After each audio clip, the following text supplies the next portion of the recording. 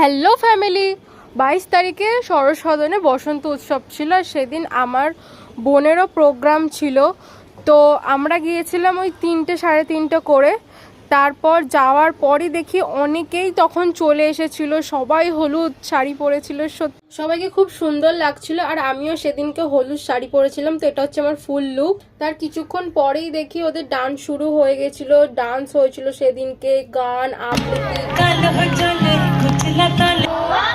এই পুচকুটার কি সুন্দর ডান্স করেছে না?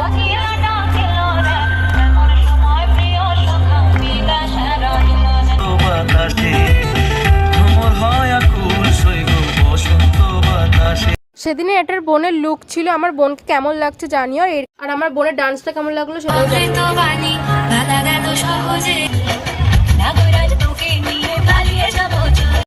বোনের প্রোগ্রামের শেষে একটু আবির খেলেছিলাম। বসন্ত উৎসব আর